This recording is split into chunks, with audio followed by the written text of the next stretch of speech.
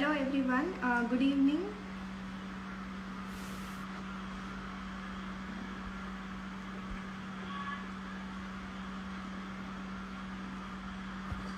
Hello everyone, good evening.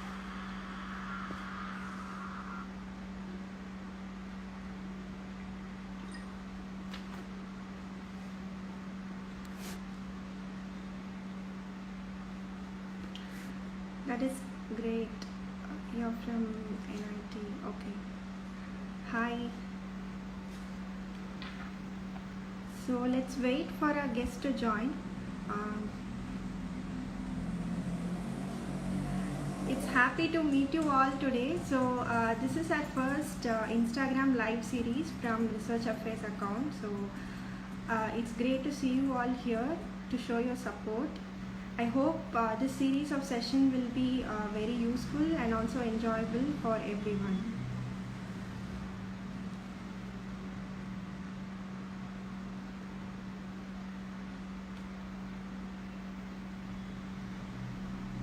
Okay. Thank you. So I'll explain why I chose this cap. So there's a reason why I chose this sorting hat. So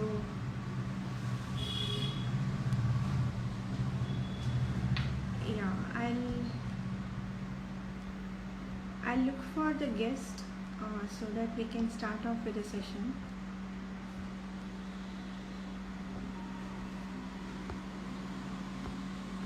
Yeah, I think the guest is not yet online, so we are early. So meanwhile, can you all tell what idea did you have while joining this session? What were your expectations?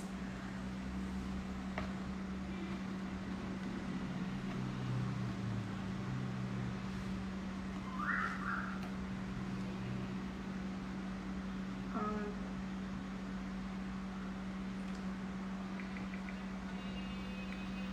so the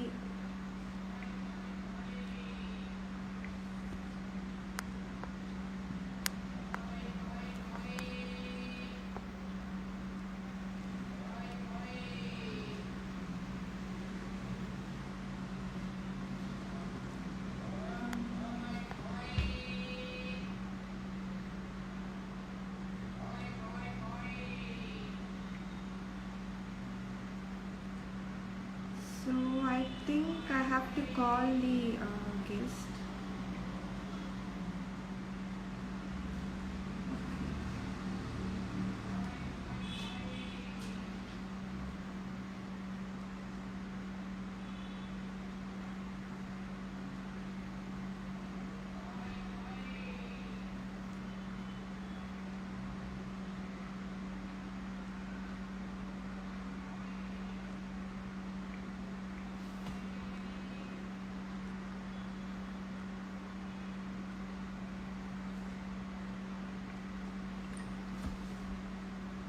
Yeah, so whatever will be delivered to us will be beneficial. Okay, so I think the guest has joined. So once I receive a request from him, I'll admit him and we can start off.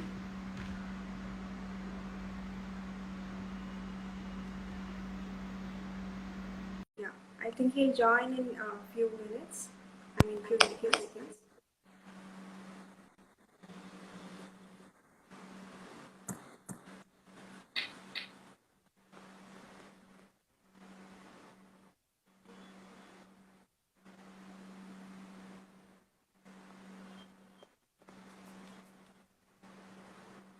Yeah, yeah.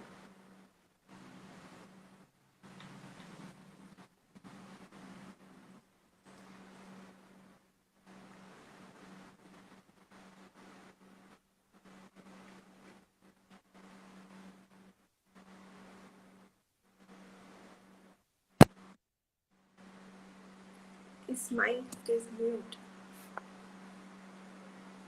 Okay.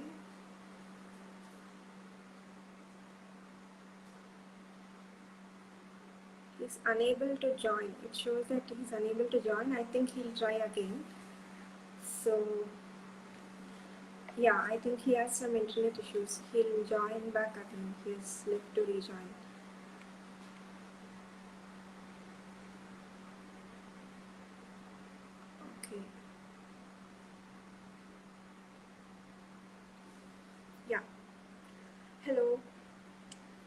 Your mic is mute.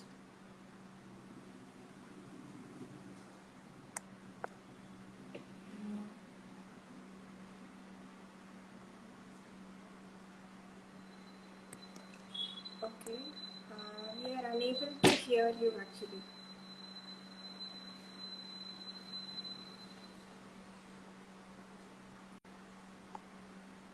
So others, can you hear Trying to him? use Or headphones. What about now? Yeah, now it's great. Okay, so I'm gonna just use the phone like this. Am I coming through okay now? Yeah. Okay, Yes. perfect. So, good evening, everyone. Today, we are starting our first session, Infinity at Insti, Instagram live episodes from Research Affairs account. So, today's guest is David Mendes, who is the host and producer of Papa PhD podcast. So, I'm sure that many of you have gone through his profile and also his website or listened to some of his podcast after receiving the email. So I'll just ask him to give a short intro about himself. So hi everyone. First, I want to thank you for the opportunity of being here. I'm on the other side of the planet here in Montreal, Canada. Here, I don't know what weather it is where you were in Madras today, but here it's freezing and there's snow everywhere. So it's probably fairly different from what you guys are going through. But yeah, just to present myself, I have a PhD in cell biology. I did my PhD, I got into a PhD program in Portugal in the University of Coimbra. And this PhD program allowed me to come here to Montreal, to the Montreal Neurological Institute at McGill University to do the research for my PhD. And that's it. I finished my PhD, I defended in 2010. And after that, I did different things, and they were not research. So right after my PhD, first I got a position as a tutor for distance education in a school board here in Canada. Then after that, I worked for almost 5 years as a medical writer in an agency that works mostly with pharma companies and prepares content for pharma companies. And then eventually things evolved. Also, so I had my first child with my partner, and I decided to go freelance and to go back to one of my passions, which is languages, and to take on this. It was a kind of a full-time freelance gig with also a company that works in continuing medical education and translating materials from English to French for quite a long time. This was in 2014-15, and now I've gained, I've gained, that client went away, I've gained other clients, and I even was able to find clients who allow me to do different things that just translating. This is it. Apart from that, if we go a little bit further back, I was always a curious kid. I thought I was going to be an inventor. Eventually, also I thought I was going to be I dreamt of being an astronaut. um, but where my curiosity and I was good at languages. And it was definitely my second passion, but also at biology, math, and eventually I did a bachelor's in microbiology and genetics at the University of Lisbon in Portugal. And that's it. Between finishing my bachelor's and starting my PhD, there was a few years where I stayed at the lab where I did my final project at the University of Lisbon. After that, I got the chance to work for an equivalent of the FDA in the States. Here in Portugal, it's kind of a governmental organization that regulates medicine and pharmacy. And at that time, there were there was very little penetration of generic drugs in Portugal. So the government decided to take people who were recently out of university, teach them this presentation, and send them throughout the country to talk with physicians to kind of dispel a lot of the resistance that was and the misconceptions that were there about generic drugs. I did that for a year. The government changed, the program was shut down, but through networking from that project, I was hired to do a kind of a it was kind of a TA position, giving lab classes and doing and working with a professor in a private university in Lisbon, and I was giving classes of biochemistry 1, cell biology 1, things like that. And that's when I saw, I really enjoyed teaching, and I thought that was going to be my calling. And when I saw the level at which professors were teaching versus what I was doing, I said, okay, I need to go get a PhD. That's how I ended up, applying to different PhD programs, more, let's say 5 years after my bachelor's. I think this kind of sums it up. And today I am still doing translation, proofing, also transcription, all in the biomedical domain. And since last year, I've started the podcast, Papa PhD, and it was, apart from everything, I've always been a tinkerer. I'm not an inventor like I thought when I was a kid, but tinkering and like audio. I had some gear, and I've always had this will to give back to the graduate student community, because I was invited to career panels year after year after I had finished my PhD, and I felt that some of the doubts, some of the fears were the same year after year. And I said, okay, I'm going to start this podcast, and I'm going to just invite people who did their PhDs and did many different things. And this way, I think people who listen to the PhD, to Papa PhD, will be able to identify with some of these guests and see that, oh, they have the same fears, or they went through the same fears and obstacles that I did.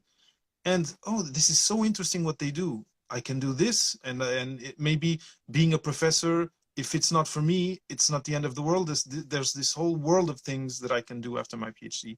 This is kind of, in a nutshell, the whole story. Yeah, actually, it's quite interesting to hear from you, because you have taken several roles and taken up several roles in your career, and it's very important for us to understand different career options and not just stick to a few of well-known traditional ones. Mm-hmm. So before beginning the set of questions, I would like to ask one thing. Like you have interviewed different people from different domains, right? So you might have a favorite podcast interview question. So is there anything specific which is very favorite, which you ask all the guests? Okay, the favorite things. One thing that I think is very sensitive, and that when a guest says yes to talk about it, I'm very, very happy, is mental health. Did you go through mental health difficulties during your PhD?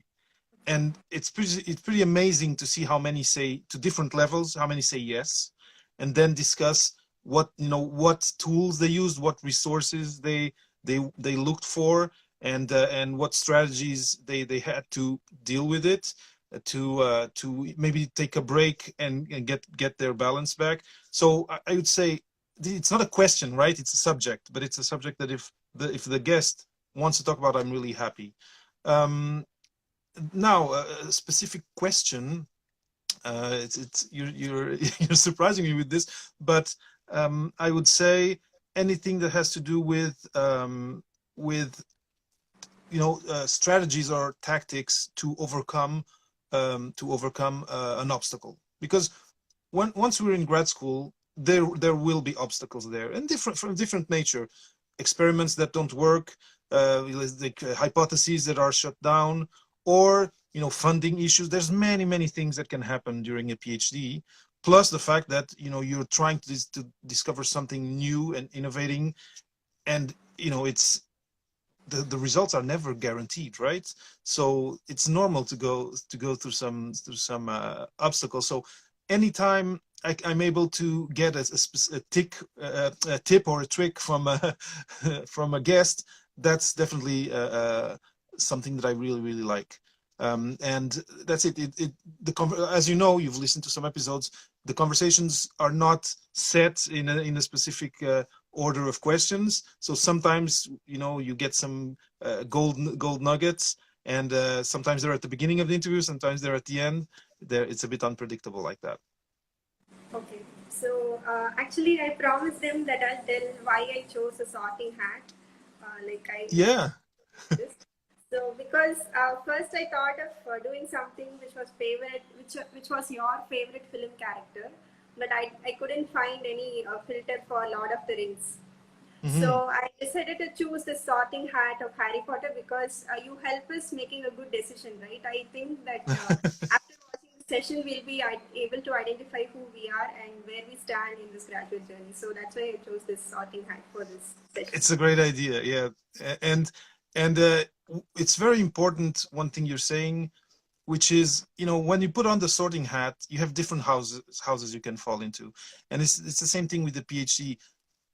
I just had a conversation this last week's episode with Paul Yaknin, and he said something, and it's really true, and I've experienced it, which is when you talk with first year or second year PhD students and say, okay, let's talk about other career possibilities, it's a bit of a shock to the students, because it's almost like the way he said it is, it's like telling them, okay, you're probably not good enough to become a professor, so let's talk about something else. And this is their perception, right? The thing is that today, to be a professor, there's just only, you know, only that many positions open out there. So a lot of you are going to have to find other things to do after your PhD. It can be research in industry. It can be working in university, but, you know, outside of the research system, there's other positions. There's people doing promotion of science. There's people doing outreach. There's so many things that can happen. But the fact that you bring up the sorting hat is, you should consider different possibilities. So I think it's a great idea. Thank you.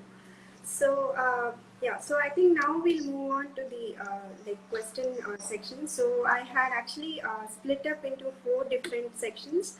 Mm-hmm. So the first one is related to your career, like how you landed up here and what you enjoy the most and so on. So the first thing is what would you have liked to know before starting this career? Like one piece of advice before ending up here, if someone had told you. Yes, so right now, if there's one thing that I would have liked to do differently and to know before embarking in the you know, medical communication, medical writing, medical translation, it would have been definitely to start networking early, to start talking with people who do different things at an earlier time, not just in the last year, not just at the same time as I was writing and just looking for a solution very quickly and with, you know, with not much time to do it. And this comes up in almost every conversation that I have with people on the podcast. The importance of 2 things. Well, one thing is given when you're in a group doing research. You're going to have meetings with your group. Yeah. But then it's less frequent to have meetings with people outside the group. Sometimes you do. Where at the MNI where I was, there was always a moment where we were going to either present or be part of a discussion on a presentation of someone from another group, but still from the same research institute, right? But what has come out of Papa PhD and the conversations I've had is the importance of interdisciplinary conversations. Talking with someone from another department. You're in cell biology, talk with someone studying philosophy. You know, you're studying history, talk with someone in engineering. And one of the things that this brings is it enriches your kind of inner universe of ideas. You can, if you talk of your project with someone from a really different domain, they might come up with ideas for you that you would never have, you know, had come by on your own. And this is still within academia, right?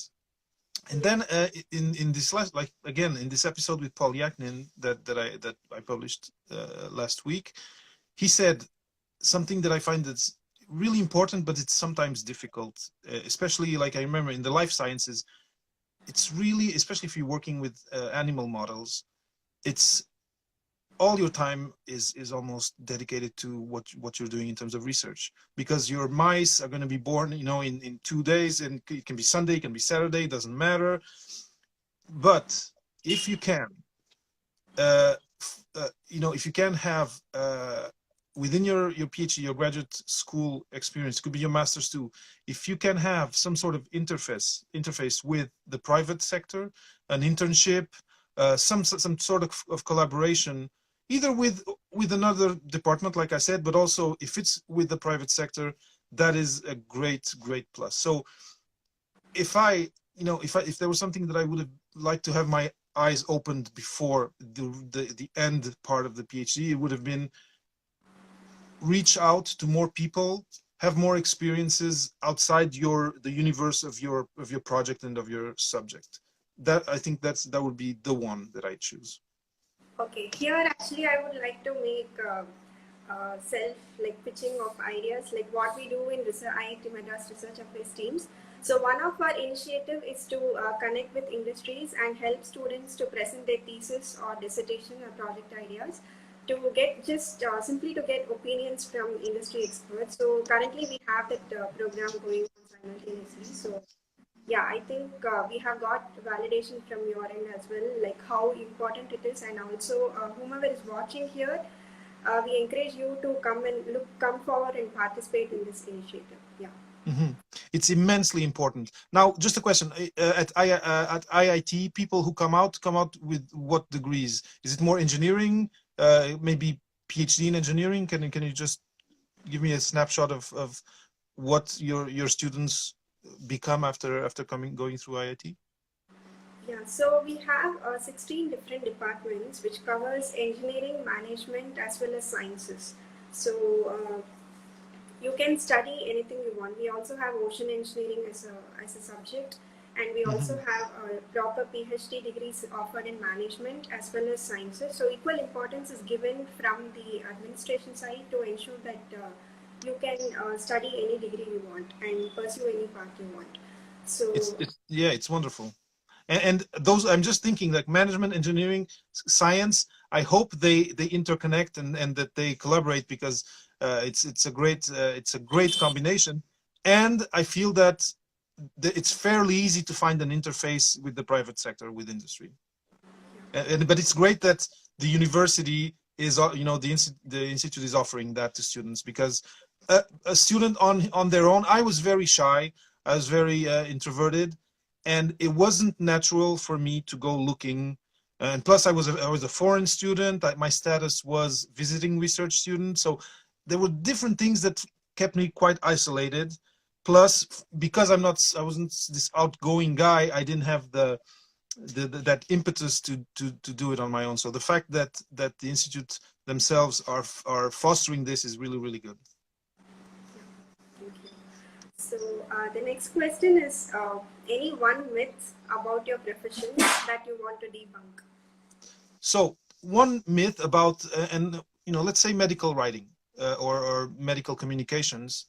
One myth that can be out there is, oh well, this job is going to be taken by native speakers, by, you know, people from the US, people from the UK, whatever, or if you're in France, people from France. And I am not a native English speaker. And if you want to go into medical writing, there's one thing that's important, is that, well, first, you're someone who either reads a lot or writes a lot, and it's something you love, and that it's something that you feel and you know that you're strong about, you know, because these companies that work in these domains give a lot of importance to attention to detail. So don't, if you're someone who has a blog and who has I don't know, who you know, writes in a university magazine and who thrives doing it, give yourself, don't stop yourself from applying for positions in this domain, because you say, oh, but I'm, you know, it's not my first language, I'm never gonna be able to make it, or I'm not you know, I'm not a national from this or that country, I'm not going to do it.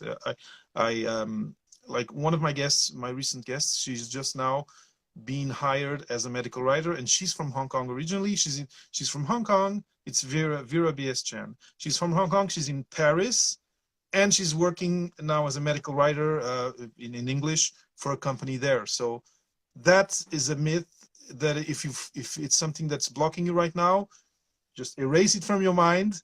If writing and medical writing and science communication is something that you feel strongly about, go for it. So the next thing is, what is the biggest turning point in your career? Like something which changed everything upside down. A big turning point in my career was, well, it was the change between medical writing and starting to freelance as a translator. And there were different things there in this company that I was, because I think I mentioned it before. I've always liked languages. I speak Portuguese, I speak French, I speak English, I speak a little bit of other languages. I've tried to learn Hindi, but it's not easy. But I was feeling that I was my skills were underutilized being a medical writer in a company that was exclusively working in English. And someone that I knew got this position as a project manager in a company that did continuing medical education. And she gave me a call, said, hey, we're not really happy with our translation service. And I was wondering whether you were interested. And, you know, it was a big moment. Okay, I'm going to drop this, like it's a job, it's 9 to 5 with all the, you know, all the trimmings, and I'm going to go start work from home on my own as a freelancer. And I'm super happy that I did it, because this allowed me to then start developing other skills too, and get other types of projects. But that was the big change was, okay, I'm going to go for this thing that's a little less stable, a little less predictable, but that I know I'm going to thrive more in, because now I'm going to be working with at least 2 languages and with projects that are going to be changing at a different pace. So that was it, from going from being an employee to being self-employed. Okay, yeah. So yeah, now before asking the next question, again I would like to make a pitch about our Research Scholars Day, which is the annual flagship event for research scholars, which is going to happen in the month of April. So the theme which we have chosen is Shunya, which means zero. So one of the perspectives of why we chose this is how the last year COVID actually changed our life. Like it was like a total, it vanished a lot of things, and this year it is helping us to recover from whatever happened in the previous year. So my question is, how did COVID actually change your life, or how did you actually manage it? Was there any changes within yourself professionally, and also did you learn something new? Mm-hmm. Can you I'm just curious about Shunya. I didn't get the link between the zero and COVID. Is it because it's a new start? Yeah, so we are okay. trying to have a new start this year after everything that happened in the previous year. Okay. Because I've heard Shunya, but in another context, in the context of Buddhism and things like that. So, how did COVID impact me professionally? First, those first weeks when you know the virus had arrived here in Canada, and you know there was a lockdown, etc.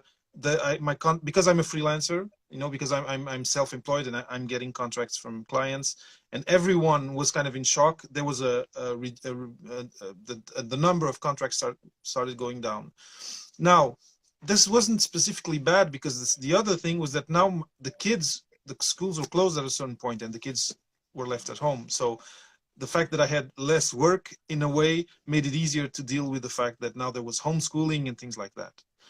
But because I'm working in the biomedical domain, eventually it was the opposite. It started that there was a lot of work, and that work was a lot of it was about COVID. Not all of it, but especially one of my clients who is very focused on actuality and the news, the news in the health domain. there was a lot, and like rush projects, things that needed to be done fairly quickly, to be published fairly quickly. Eventually, you know, and I think you can tell me your experience, but eventually there was this shock, and eventually you got used to it, to this kind of new normal. I almost don't want to call it that because it needs to end, but we got kind of used to it, and now even kids are back to school, so there's really a kind of a sense of normality, even though here in Montreal we have a curfew now from 8 p.m. to 5 a.m. It's a curfew. No one should leave the house unless you're an essential worker, etc., etc. Okay. So you're saying that it was all a mixed effect for you, because professionally to some extent it was useful because you were in the biomedical domain. Yeah, so the fact that I'm in this domain means that that first dip eventually came back to normal, and even sometimes more than normal, because there was this rush, and there were other things. Some of my clients were able to get these big projects approved, which were funded with the stimulus packs that the government was giving to companies. So companies now were kind of shut down, people were working from home, and the government gave stimulus so companies could for zero cost get training from, you know, different providers. And some of my clients are these providers, and then I had like these big rushed translation projects for these clients who directly as a result of COVID had these huge projects now approved for, you know, for some fairly big companies. Okay, thank you. So But just a note, it was hard at times. It was hard dealing with this new reality of having the kids at home all the time. And I think it was a challenging adaptation for a lot of parents out there. okay. So our next question is, what is your routine and how do you manage to keep learning, to stay updated in your field? So my routine, a lot of the routine of the day, when you have, you know, I have a 6-year-old and a 10-year-old, a lot of the routine of the day is around them, like taking them to school, picking them up to school. So let's say I'm going to talk about my ideal routine. And lately I haven't been able to follow it, although today I did. Ideally, I wake up before the kids, and the kids wake up at 6:30. So it means that I would wake up at 5:30, so that I can prepare some posts for social media, answer some emails, and have that part of the day settled when it's time to, you know, take care of breakfast and take care of sending the kids to school. Then it's because, you know, I work from home, and now it's different because my partner always also is working from home. So but then usually I have either interviews to record that in the morning, and I try um, to uh, to work, you know, to have those limited to 2 days of the week, and the other days of the week, once the kids go to school, I pick up on whichever translation projects are there and any client communication, etc. Then the day finishes really quickly. Around 3:30 I need to be at school picking up the kids, and then eventually when they're at sleep, starting maybe at 9, I do another little shot. But yeah, this is the ideal. So this is more or less my day to day. But ideally, and I think if you can start the day early, it's almost magical how much you can do and how free you feel of some of these things. Once it's like 9 a.m. and okay, I've done my emails, my I don't know, Instagram, Twitter posts are already scheduled. It's freeing for them for whatever is there to do on the projects. Okay, thank you. So actually we are done with the first section. Now the second section we'll focus on questions related to master's and PhD degree. So in this, the first question is how to make your PhD life fruitful and efficient. So I kind of mentioned it a little bit before. I'd say one of the first things to not ignore, and that can make your PhD much more fruitful, and even your master's, is do not stay too isolated in your research. Be, take part in whichever student groups are there. Could be reading groups that are there. If you're later on in your thesis, writing groups.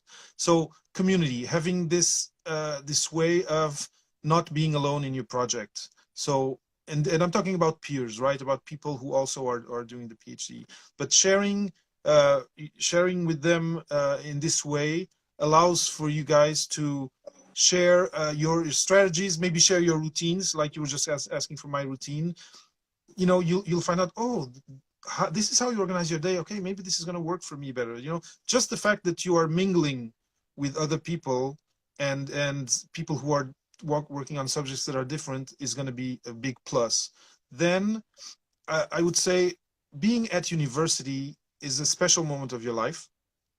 And universities have a lot to offer. Maybe you can talk a little bit about that, but have a lot to offer that you don't have once you leave university.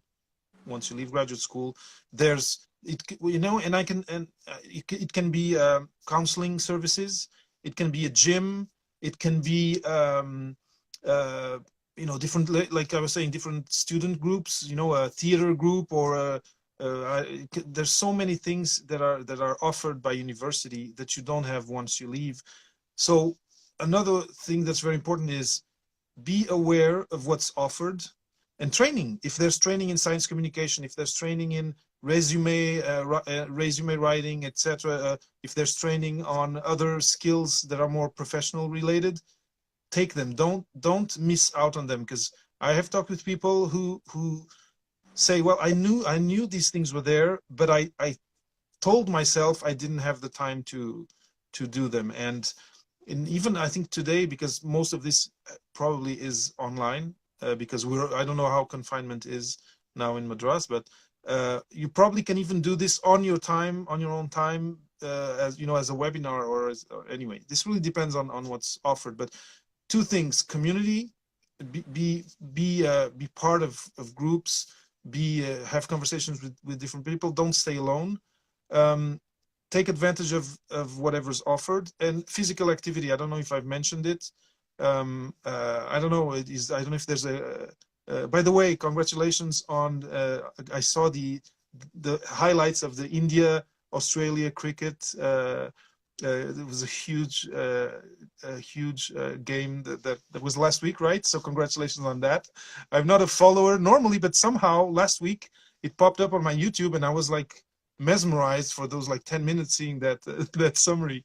But yeah, if there's a cricket club, in my case, there was a softball club, there was a soccer, not a club, but there were groups of students, and we were taking part in leagues, in intramural leagues. That's a big plus of being in university, and it's a loss for you if you're not taking part in it. Now, the other thing, and I'm talking a bit long, but there's because I've been talking of you getting things from around you while you're in university. There's a second thing, which is if you have an idea of, okay, I'd love, and it feels that like that IIT Madras is already doing this for the students, but okay, I'd like to talk about policy.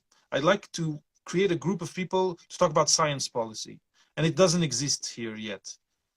Instead of saying, oh, bummer, it doesn't exist, create it. Go speak to professors or to the department and say, hey, we'd like to start a seminar series on science policy. So the last thing that I would say is, if there's something that you wish that existed but it doesn't, maybe it's just that someone hasn't had the idea yet and you just did. So try to make it happen. And this will do two things. You're not going to do this alone, so you're going to meet people and engage in conversation. So again, it's going to start this kind of virtuous cycle of engaging in communication, meeting new people, and growing your network in a way. Yeah, sure. Yeah, I think that's why we are all here to listen to you on like Monday evening. Actually, today is the first day of our next semester starting, so I think still people are enthusiastic to join today. Yeah, that's yeah. You had told me that the exams are over, right? So it's a bit of a breathing and thinking about the future. I think it's great. Yeah. So the next question is, if you join a specific project for either your master's or PhD, like fixed project, like after joining, you realize that you are not fit for it. So what to do then? Mhm. Yeah, this is it's a tough question, because once we engage in these things, people around us have expectations. Maybe you admire your supervisor and you don't want to disappoint them. But if and there's two things: either you feel that you're not right for the position, and let's talk about that, or the subject is not right for you. And the first thing is, if you identify, if you this is something that happens in the first month that you're there. It's, you go talk to the program head, or and you have to tell this to someone who's higher up, so that they can place you in another project. Now, there's something here that might be behind what this question, and I think you fielded this question from people around you. And there's the question of the imposter syndrome. Why are you feeling that you're not good enough for the project? So if it's good enough, because you said the word that you use is if you're not suited for it, right? Imposter syndrome is something that a lot of us go through. And even later in professional life, once you change jobs, you feel that you see people around you who are doing so well and who are, stellar, either professionals or students, and you feel inadequate. It's just a mind process, and it's normal to feel it.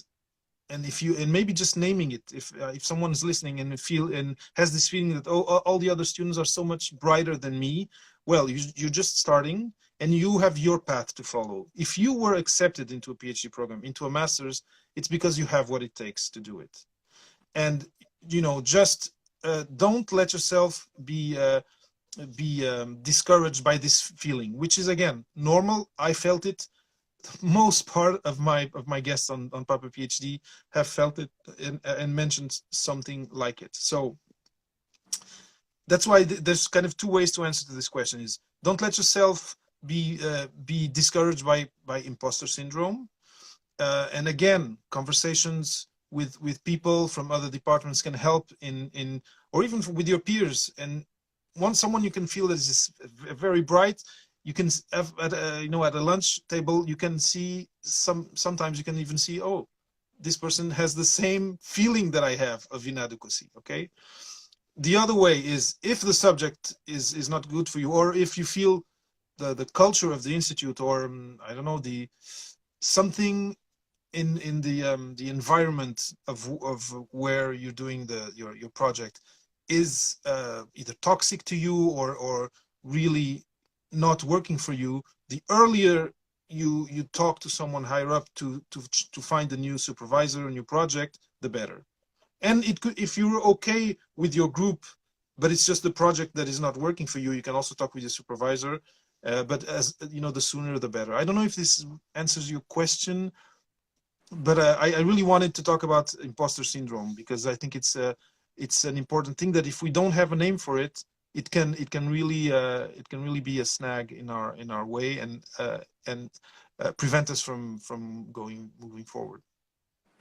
Yeah, I really think imposter syndrome is the right word, because most of us have gone through and we are not even aware that we are going through the same thing. So unless we talk to someone, either a colleague or an expert, we never get to know that it's actually a very common feeling. So Yeah, if you have a mentor, someone outside, or it can be someone in your committee, someone that you feel safe, that you're in a safe space with that person to talk about it, and you'll see that it's something that can be diffused, and that as you go, you will lose that feeling of being an imposter. so actually we have a club called Sati, which actually emphasizes on mental health. They frequently conduct programs, as well as they have a support system for students who want to chat when That's perfect. they want some directions. So yeah. Is there a URL you can share for that? I don't know. And is it well known by all the students? I'm just wondering if now is a good moment to kind of share that.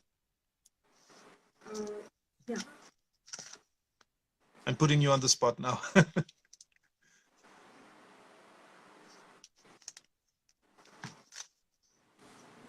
I don't think I can take the URL, but yeah. It's okay. Well, you know what? We can put it in the comments later on. But it's great that it's offered. And again, like I said before in the conversation, these resources are precious. You have them while you're at university. So if you need to use them, don't be afraid and use them now. They're there for you, and you're gonna grow as a person, as a researcher, and as a future professional by using them. So our next question is, if a student has two profs or more advisors in the committee, maybe it could be interdisciplinary, or it could even be from an industry expert. So how to manage the conflicting objectives set by the different members in the panel? Mm-hmm. This is a difficult one because usually there's a main supervisor. The other people in the committee are there to kind of keep an eye and evaluate with a different mind, right? The progress of the student. Now, one of the things is, once you're a graduate researcher,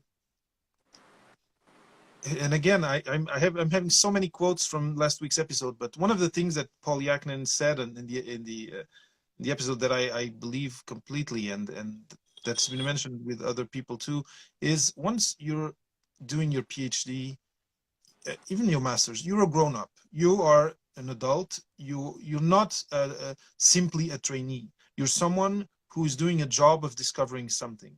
So there's different ways. There's different ways people function and groups function.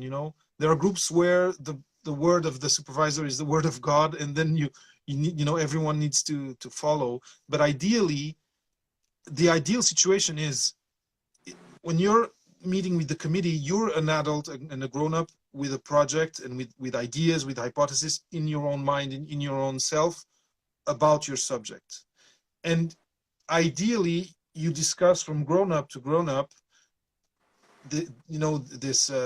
whichever decisions are to take. Of course, the people on the committee have more experience, right? They have worked on their domains, and they have proved their proficiency and their scientific acumen in their own domain. So of course it's intelligent to take heed to what they say and take their suggestions. Now, if there's conflict between them, then it's quite difficult, right? Because you're still the one who's working towards your degree, and it's almost a question of who you, in your heart of hearts, who you consider to be your mentor in that situation. And for some people, I've seen it, it's not their direct supervisor. It's going to be someone else that they feel that's the mentor. I saw you had sent me those questions, and I saw that one, and it's not easy. Now, just this point of being a grown-up and of being entitled to your opinions, or it's an important one. We're not children anymore when or we're not even teenagers anymore when we're in graduate school. So it's good to go to the table with a formed opinion, and to put it on, to put it on the table. Then it really depends on what's the dynamic with your supervisor or supervisors. If there's one that's more senior, or that has more weight on the decision, sometimes you just need to go and try what they're saying. Maybe maybe to get to a point a few months later when it hasn't worked, or then you can go back and say, okay, let's now try my idea. But I don't know if you've had any experiences yourself with this. I didn't, because of my situation. I was a visiting research student. I didn't have a committee for a long time, and eventually I felt this need to have one, because it was always, my conversation was always just with my supervisor. But it's a touchy situation. Go into these conversations as a grown-up with your opinion, and then try to gauge what's the right thing, based on I don't know, yeah, the authority or yeah, the hierarchy of the committee. It's I don't think I can give a better answer than this. Yeah, I don't know if you have some insight on this. I don't have an insight, but I just have a practical question. Like, for example, in a company, you develop a product in the R&D team, and when it's passed on to the manufacturing and quality team, sometimes it might not meet their requirements, right? But the R&D team might not be able to come up with a better solution than what they have right now. So, yeah, I was actually thinking in those lines. Okay. No, go ahead. How to actually come up with a solution in this case, because only if the product meets the quality requirements or is able to be scaled up in manufacturing, only then we can release the product, right? So what to do in such cases? Well, again, I don't have experience in industry, but I think there's different, once you're in industry, there's different things, there are different imperatives. There's the economic imperative or financial, there's time, and and there's money and time, I think, are two important ones. There's always politics too, but in this specific case, I think there will have to be some people who are more on the financial side in the conversation. The R&D will probably have to find what the best or the close to best solution is, and then it's gonna have to be a decision that has someone from each of these departments deciding, okay, what's the solution that we can do in the time that's allocated with the money that we have, and that's closest to the ideal. Again, I can't really give you a much better solution than that, but it's going to have to be a compromise of sorts. Yeah, I think this is the best solution, because most often practically people end up with choosing like what can be done within the time limit and within the resources. That's it. Once you're on the side of industry, and even I've heard from guests that sometimes there's this project that is started, and then if 2-3 months later results are not coming out, it's just dropped, and we go to something else, because the pace in industry is different, and the way of thinking in when you're doing R&D in industry is different. There's not infinite time to do something. We're going to try, if we want, let's say R&D says, oh, we could improve this process, or we could improve this feature, and we believe that in 3 months we have the results. Well, if in 3 months there's no results, often what happens is, well, we'll shut this down and move to something else. Yeah. Thank you for the elaborated answer. So the next question is how to build your profile towards getting an industrial job. Like, what are all the things we need to highlight in order to be placed in an industry after doing research degree? So one of the things you've already mentioned that already happens at IIT Madras, which is internships. Spending some time, it could be 6 months, it could be 3 months during your master's or during your PhD. There's, in a private domain endeavor it could be industry, it can be an agency, it can be depending on what your PhD is. It could be doing management for the people who are doing management, right? And there's different positives to that. It's the experience. You're going to experience the culture. You're going to experience this thing that I said, that of the frame of mind being different, versus academic research or fundamental research versus R&D within an industry. The pace is different. And just the way people think about a problem and think about solutions is different. There are different imperatives, like I was saying, that are not present in academia. So do internships as much as you can.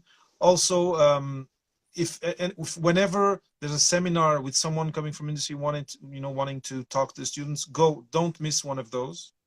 And what that'll do, again, like an internship, you'll start hearing the language that they use, what keywords kind of come out of their mouth, and this is going to indicate to you what what will be expected of you when you'll be having conversations with people who are hiring.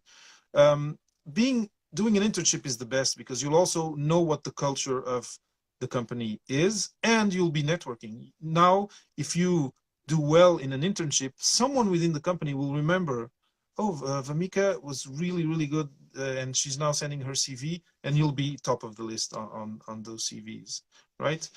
The second, so that is key, and the fact that you have that your programs integrate that is already a huge plus for you guys, really.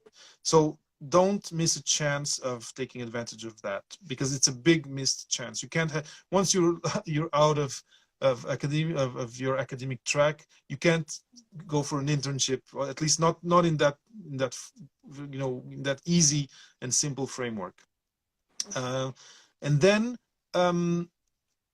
once, let's say, on your own, one thing you can do is you can on Papa PhD, there's people who have gone to industry, so you can look for profiles online, and it could be through a podcast, it could be through a blog, through different interviews of people who have followed this industry or private sector path that you want, and trying to see, okay, what training did they get? If you go to LinkedIn, oh, they got a certificate in this, they got, and trying to see where you can fit that on your journey, some of these elements. And if you can, and if you want, if you have more questions for the person, reach out to them. Never be shy or afraid to go on LinkedIn and ask to contact someone and say, hey, I'm here, I'm from IIT Madras, I am doing my master's or my PhD in management. I really love your journey, and I'd love to chat a little bit about how you got there, how your PhD experience translates to what you do today. And just having one or two of these conversations is going to be so enriching for you. So that would be another thing. And then there's a personal work of introspection and of thinking in my PhD. Okay, there's my subject. Who is interested in my subject? People around me in the lab, people in groups that are doing research like I'm doing. But people outside, are they really interested in specifically the subject that I'm studying? If I'm going to R&D in industry, they'll be interested in maybe some of the the techniques that I've used if you're in the life sciences or chemistry or whatever. But they'll be interested in how I deal with data. They'll be interested in how I deal with learning new things, learning new skills. They'll be interested in how good I am at teamwork. So try to think of what in your PhD, what in your graduate school experience translates to these other universes. Of course, just like I said a little bit before, this is easier to do once you've had an internship and you've seen what these places look like from the inside, right? If you're just doing your PhD and doing this introspection, there are some tools online, I think, that can help you do that, and people. But anyway, introspection, internships, and conversations. I think that would be it. I think it gives a lot of choices to the people who are watching today. Of maybe someone is a bit shy to go talk with someone, right? But you can go in and try and find information in some other way. Yeah, I think that would be it. I think that would sum it up. Okay, thank you. So the next question is, yeah, I have a tough time finding the topic for my PhD. Like, when do I realize that I have found the topic which is close to my heart? Like, when do I settle down? Okay. First, if you, so I imagine this is someone who is at the end of their masters. But I would say this would usually come up in conversations with your supervisor. Um, Depending, if you're coming from the masters, I've seen often people have kind of followed up what they did in the masters, but it's not true for everyone. How do you find the subject that is close to your heart? That's a tough one, because the person who is more knowledgeable than you of what uh, what are gaps in the knowledge in your subject field is going to be your supervisor or someone in your committee.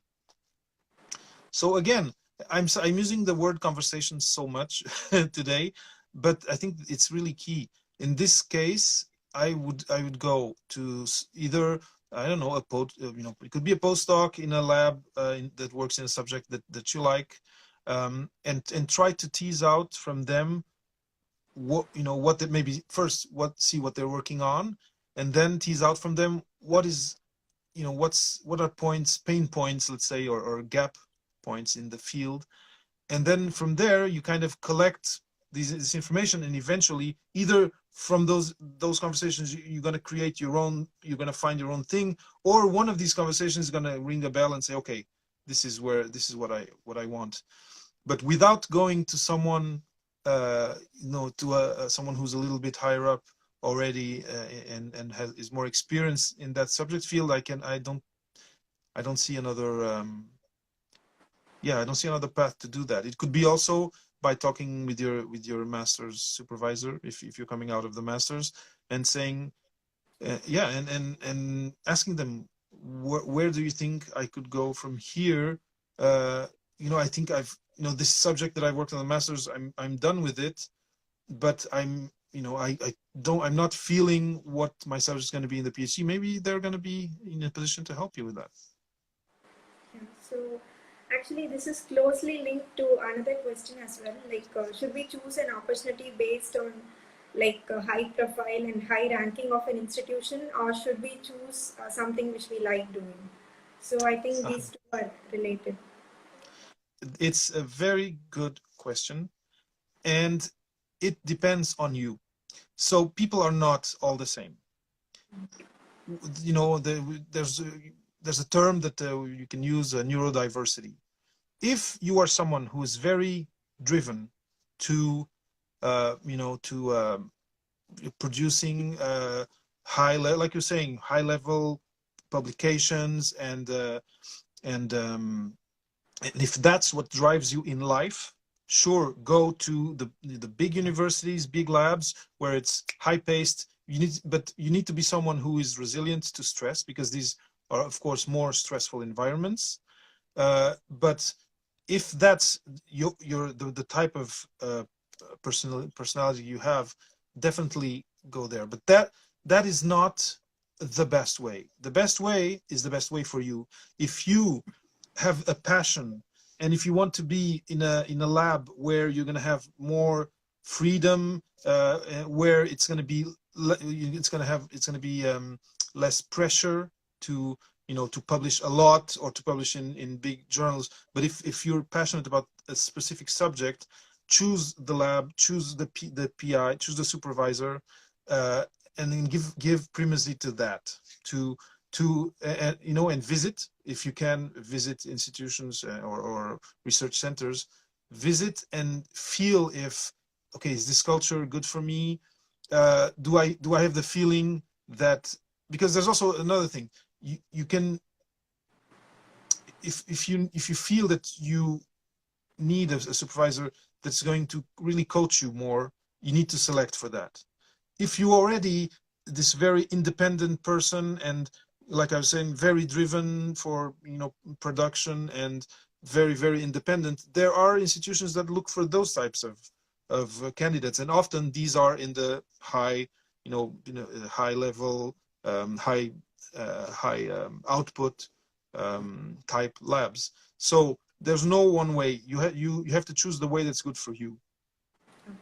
I don't know if this answers it for you, but I've had this conversation before, and I feel this is the best advice that I can give. Yeah, sure. Thank you. So I think we have talked a lot of like So now let's have a small fun session, which is Okay. nothing rapid fire round. I think it's going to be surprise questions like coming fast. So if you won $1 million overnight, what will you invest it on? Oh my gosh. $1 million overnight. It's yeah. It's I would invest in something that would increase social equality. Now, what it is, I don't know, but I think today we're seeing banks that are wanting uh, to do to work in a different way than banks have worked until today. Different organizations or people who are investing in these projects that really improve people's lives. And I'm thinking of people who have difficulties or they are in poverty or in economic difficulty. So definitely it would have to be something that had this type of impact on society. It wouldn't be Bitcoin for sure. um, but yeah, this is so far from anything I've imagined. I never imagined I don't have a thought up question for this. So Answer, I mean, a thought up answer. yeah, so given your interest in social equality, we really wish that you win $1 million someday. So Thank you. yeah. So the next question is, if you were to be quarantined in some other planet, assuming all planets are habitable, which planet will you choose? Oh my. Okay. Uh, uh, uh, well, that they're all habitable. Yeah. Okay, I would choose Saturn, just because the rings must be, the evening sky, even the day, during the day, it must be quite a view to have the rings there. Of course, it had to be to be habitable. And then I could see Earth from there too. This is it's an interesting question, but or a planet with a lot of moons. Something that would make the night sky and even the sky during the day very different from what we have here on Earth. So I understand that you have some affinity for rings. So Lord of the Rings, your favorite characters. Oh my gosh, yeah. Okay. Now the next question is, you can choose to become one of these: a Nobel Prize winner, a best-selling author, a celebrated artist, or the richest CEO. I The can, last one, the yeah, last one is, richest CEO. oh, richest CEO. My gosh, I'm going to say celebrated author. And again, hopefully it would be a book that people would read and that would help them improve their lives. That, I think, that would be it. Okay, that's interesting. So, okay. So, if you wake every day, you wake up, you realize that you can end up in one of the top-ranked universities. So, assuming that this happens for like 3 days continuously, which universities would you like to land on? So 3 years, three universities. Is that it? 3 days, every day, you Okay. wake up and you realize that you are sitting on a different university campus. Okay. Okay. Hmm. Uh, I would say I would really love to go to um, St. Andrews in Scotland. So that could be one of the days. I could easily say IIT Madras, because it would it would be very very convenient right now. Although I'd really love to visit India at a certain time. But what two other universities I would visit? Definitely a university in Osaka in Japan. A long time ago, I applied to do to go do research in Osaka, so Osaka University in Japan. And a third one would have to be Um, uh, hmm, what would the third one be? Um, yeah, Harvard in the States, just because of the so much that has that so much tradition, so much rich history there. Okay. So, your most memorable conference trip? So okay, this is something that I want to tell to the students. Because of my situation, because I was a visiting research student, because I had a project that I chose too risky of a project, and my professor, my supervisor didn't want to be scooped on it. I didn't do one conference trip during my PhD. There were some little conferences here in Montreal that I was allowed to go, and that's it. So sadly, I cannot really answer that question. And the important point to take out of this is, don't, and this is looking back at my at my path and things that I could have done differently, that I would have done differently, is whenever you go into a PhD, try to not put yourself in a situation where you're outside of the system and you don't have the same rights as all the other students, or that yeah. So choose a good place for you and try to make sure that wherever you go, you have access to to everything that the other students do too. Okay, so we wish that you will have a very memorable conference experience as a faculty or as a speaker somewhere. So we wish that it will happen very soon. So Thank you. yeah, the last one is, what is the biggest professional achievement surprise would you like to receive in the next few years? Oh my, biggest professional achievement. Well, I'm really so I've started Papa PhD since 2019, summer of 2019, and I'm pretty passionate about it. I really love doing this project, although I'm doing it on my own. Financially, the time, it's all things that I put in there in the project, and out of my passion for the project. I would really love in the next 5 years that somehow this experience of Papa PhD turned into something professional, more in a way. I don't know. It could be it could be within a national radio station or TV, or TV, or being part of a platform or a program where I could use these skills.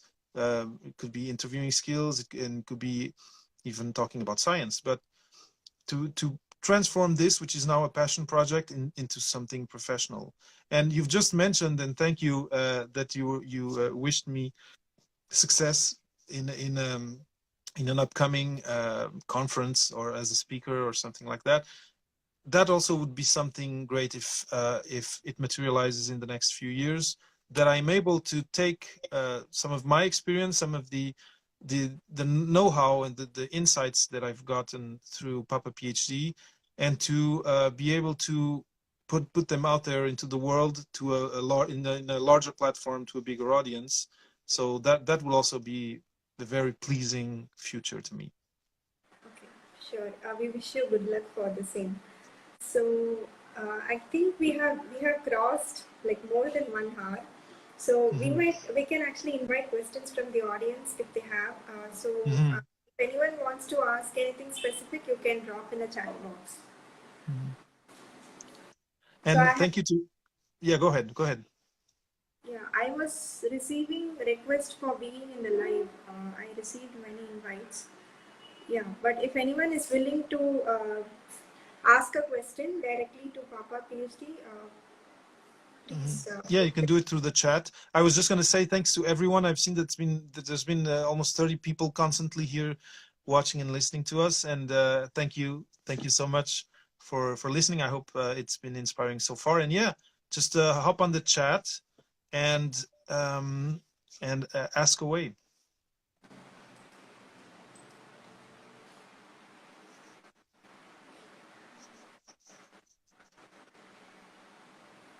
And if not, did you had mentioned that there might be people who wanted to know how to become scientists? Did some of them come, or did some of them join? But I think they are shy to type in the chat. So basically small kids, maybe studying 6th or 7th standard, who are very for kids who want to get into science, if you're curious and if you like to understand how things work around you in the world, how it could be how machines work, it could be how plants work, it could be, you know, how the universe works. Just read, you know, read. It could be online, it could be books. Get instructed, you know, try to dig into this thing that's getting you curious. And the next step, and this depends, if you're shy, it can be a little bit difficult, is start talking to your, you know, I don't know, to your grandma, explaining to your grandma how the planet system and the planetary system works, how the orbits organize, you know, one another. Oh, there's a question coming there. Anyway, read and talk, and then you'll see, you'll start developing this this taste for it. If and then just be good at school and be good at math, you know, do what you can to excel there, and then eventually you'll see that in university you'll have a chance to really dig into that and become a scientist eventually. Yeah, so now we have some questions in the chat. Okay, go ahead. The first one is, what are the benefits of working on projects after MS, Masters versus PhD, considering the fact that the person has diversity of interests? Like he has multidisciplinary interests, so should he work on MS or PhD? So it's, I feel how I'm understanding this question, there's two things. There's the fact that the person has diverse interests, but then there's this question of how do I decide if I want to do a PhD, or yeah, what's the difference between stopping at the master's and continuing at the PhD? Yeah. If the type of job you want to do does not require a PhD, you know, you're doing what I said, networking, talking to people in positions that attract you, and if you see that the PhD is not a requirement, those years of PhD, as the numbers that have come out, you will take a long time. So if you stop at the master's and start doing that job, you will get promotions, you know, and if you do the PhD and then get that job, it'll take a long time to pick up that time that you lost in starting a job and in having promotions and getting a better and better salary. So I would say if the master's fulfilled you in terms of your scientific, you know, your need to dig in a little deeper into science, but if the job that fulfills you is there and is available right after the master's, I would say go for it. Go for your job. Now, if it doesn't, if you need to dig deeper, and if you're really motivated to go get into this, I don't know how many years a PhD is there in Madras, there in India, but it could be 5 years, or are you on the English model? It's 5 years. 5 years. It's a long time. You need to really be committed to this investment in going to do research and into contributing to a domain. I don't know if I feel this is my answer now as to having diverse interests. Doing a PhD, if doing a PhD is something you feel really strongly about, you can always do your PhD, and then, because this is another aspect of mental health and balance in a PhD, is you can't cut your, you can't cut your you can't uh, separate yourself from your personality and from your interests just because you're in a PhD. You actually should have at least one or two things that you do outside your PhD, and it could be art, it can be it can be volunteering for different things. It can be writing, fiction or whatever. But it's important to have a healthy inner life during your PhD. So for the person who has many different interests, doing a PhD is not or should not equate to losing or separating yourself from those interests. Okay, so the next question is advice related to thesis and paper writing. Mm-hmm. One of the things that I didn't do, but that I've heard of a lot from guests and from conversations lately, that is really helpful, and I mentioned it before, is finding or creating a writing group. So this, it's really easy if you're on your own to have this white page syndrome, or how do you call it, the writer's block. It's really easy. And first, there's a lot of resources out there, and you can pay for some of them. It's for courses on or for support with thesis writing, because there's techniques, there's ways to get rid of writer's block. One of them is to start with a kind of a mind map of what your thesis is going to be, and then flesh it out slowly, and then you'll see that it'll grow into first a section, and then a chapter, etc., etc. If you get in front of your blank page and you could just want to go from 0 to a filled page, that can be a big block right there. So start small, start with a central idea, and then branch out, and then you'll see, well, the mind map may change with time, but eventually that's the best way to ease yourself into the writing. But later on, I think it's really important to have at least one, let's say, accountability partner, with whom you're going to share objectives. You'll say, okay, next week we'll have half a chapter. Okay, done. And then you kind of owe to your accountability partners to do it, so it's going to kind of push you a little bit. But then there's a second aspect, which is maybe the way they think about it, or their strategy for writing, is going to help you improve yours. So that's another thing. Plus, if you're 2, 3, or 4, also that you can help each other think of actual of the actual subject, not the in-depth, but the how you're thinking of your subject, how you're approaching it. It might change by having conversations about writing with other people around you. So that would be my key advice, is create a writing group, and have at least one accountability partner with whom you can have milestones to hit, and with whom you can discuss. So the next question is how to manage literature survey if you are new to a research area. You don't have background knowledge in a particular field. How to manage literature survey?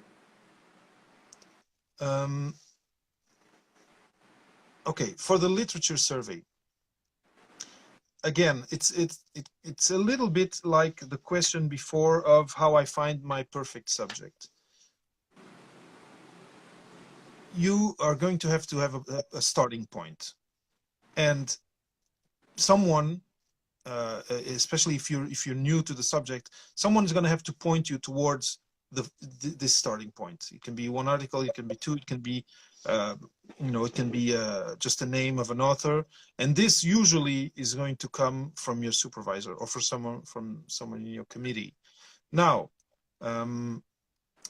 there's another way also that's kind of similar to what I said before. There's writing groups that can be reading groups. If you have again 2 or 3 people who, like you, are starting and are going through the same thing, the fact of doing this around the table together is going to have different reasons why it motivates you. We're gregarious beings, right? We like being with other people. So if you're like, sitting down on your paper and you see your colleague's friend there too, there's a motivation that comes from that, right? But then apart from that, it's really digging. So you need to have someone who points you towards, who kind of gives you the first two or three pointers, and then you'll need to go from there. And maybe depending on people, some people really work really well together, alone I mean, but I think having a group, and now it could be on Zoom. If you can't meet really, you can be on Zoom or on Skype, whatever, together. You see each other on the screen, and you can maybe this is something that can help you. Okay, thank you. So the next question is how to stay motivated and retain attention during online classes, and how to stay motivated towards research. Because actually most of them who join in this July 2020 batch and even this Jan 2021 batch, they have not come to campus still, so all our classes are online, so they don't have any idea of how campus life would be and so on. So by this question, I guess, so how to stay motivated towards research in an online environment? Yeah, this is a very difficult, very challenging period for research for universities throughout the world. And it's interesting, being a first year in whatever, in grad school or at university, is always a moment where you're a bit lost. And I think now, because not only it's your first year, now you're kind of getting the university experience through a computer screen, and it's not as engaging for sure as it usually is, and it's hard. It's not. I've never thought of how to stay more engaged with the computer screen, but it really depends on what type of work the teachers are doing, and are they giving you material to prepare for the Zoom, or because it's true that just being in front of a Zoom and listening, it's not as easy. One of the things that would help me, if I were in this situation, would be to be taking notes with pen and paper, because if you are just looking and listening, your brain is going to be numb at a certain point, and you will kind of blank out. So for me, if I have one strategy, it would be to make a point of having it could be like just very schematic. It could be arrows, it could be keywords, but make a point of having one blank page or two filled by the end of the session. And this will actually help you with retention of what the person is sharing. Staying engaged with research, it's really tough in this situation, but have as many I would say as many meetings as possible. It could be it could be on Zoom, meeting like journal clubs, like lab meetings. So talk with other people about the research as much as possible. And of course, if you're stuck at home, it's going to be again on the computer, but at least you'll be engaging in conversation instead of just receiving content. It's tough for everyone. It's not easy, and if you are first year, it's even more challenging. Just take this with patience, and eventually things will get back to normal. But try to help yourself with these little strategies to stay engaged. Don't disengage. That would be my last word on that. Yeah, thank you. You can choose to answer the remaining questions based on your time availability. So if you're available, you can continue to answer. Else you can chat with them in messages. I mean, after the live. So you can actually choose to answer which questions you want to do, or based on your time availability. Let me see what time it is. Okay. We can answer a couple more, and then eventually if people have questions for me, they can find me on LinkedIn easily, David Mendes da Silva, and and there I'm more than even here on Instagram. If they want to shoot me a question, a specific question, I'll be happy to answer. But maybe 5 more minutes, and then we'll see if people want to reach out to me on the platform. Okay, so one question is, are there any advantages to applying to grad school while in college as opposed to after working for a while? There, it's really not linear. I think it's anything that is, you know, if you come straight from college and apply to a master's, or straight from the master's and apply to a PhD, things kind of, it's an easier process, let's say, right? Because you're already in the, you're already there, and people know, okay, you just finished your bachelor's in this or that. But I don't think it's a necessity. And what I think is, what is important is that when you do apply to grad school knowingly, like if you need to take a break after after college, and you feel that, okay, I need to go have my first job, do it. And you know, if you can, like I said, I worked after my bachelor's for 5, let me think, 28, yeah, for 5 years after so 5 years after I had finished my bachelor's, I decided, okay, I want to go into a PhD program. And that was my path. That was, you know, that was what felt natural to me. And I think it flows easier, let's say, if you do one thing after the other. But again, once you're finishing college, you're grown up. You're better taking decisions, conscious decisions. If you want to go into masters, it's because you want to go into a masters, not because it's just the next natural step. Yeah, it's better to do it after having thought about it, than to just you know, follow in the steps, just, you know, roll through the punches, like, let's say. Okay. So you can let us know like where your podcasts will be available to listen, so that like on what platforms is it available? So the podcast is available on all podcast platforms, most of them. It's also available, anyway, there's a couple of platforms there in India that I submitted it to. One is Joe Savan, I think, and the other one is Ghana. I don't know if you know these. Yeah. Yeah.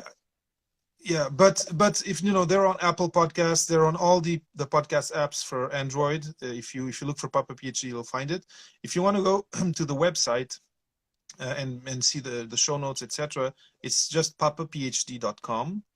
I've just created starter packs for people to more easily navigate the interviews, and they're by subject. And you just need to go to papaphd.com/start, and then you'll see that there's different subjects, and within the subjects I've selected some interviews that I feel are really representative. So that would be another way to do it for sure. But if you go on your smartphone, on whichever, it could be Google Podcasts. If you go on Google Podcasts and write Papa PhD, it will come out really quickly, and then you can just scroll through the collection. Just to tell you, it's a bilingual. I'm in Montreal. We speak French and English here, so the episodes, some of them are in French. It's not 50-50. There's more episodes in English, but some of them are in French, some of them are in English. So if you know French, you're good to go. If not, just be sure to listen to the ones in English. So yeah, so thank you very much, David, for joining us today, and so giving such elaborate as well as patient answers, sharing your insights from experience. I think it's a very collective experience from all the people you have interacted with, and I think it was useful to all of us, and We hope to see you soon in another occasion. So we have a small gift for you, like we made a small digital sketch. So I'll send it to you in a message later. Oh my gosh, thank you. Yeah. Well, So thank you. yeah. I'm honored to have been invited to be here today. I hope the students will have some take-home messages. But if some of the questions weren't answered, reach out to me. I'll be glad to answer and to take some time to help you with whatever questions you might have. I think this is a great initiative, and I'm looking forward to this series and to see who's gonna come through these infinity sessions. Thank you. Yeah. So the next session will happen on coming Saturday, February 6th, with Melissa Pappas, founder of Emerging Creatives of Science from Australia. So Eco Sayad, I'm sure you might have seen her on Instagram. So Mhm. uh, it's on Saturday morning, 10 a.m. IST. So Okay. people who joined today, please check out the next session also to join in upcoming sessions, and please share with your friends as well. Mhm. So if you find Papa PhD podcast interesting, please share with your friends also, and also leave us the comments in all the social media platforms how you enjoyed this session, and also let us know like what other topics you want to listen to. And yeah, so that's it from my end as well. So All right. Well, thank you so much again. It was an honor. I see everyone giving thanks in the messages. It's heartwarming. Thank you. All the best. Never stay alone in your research, and try to not stay alone in your head. I know it's difficult today. We're stuck at our homes, but do a Zoom call your family. Speak with your friends, and try to make the graduate school experience one of community instead of loneliness. And especially if you can branch out your ideas a little bit outside your domain, it's gonna be good for you and for your future. yeah, thank you very much, David. Thank you. Bye bye.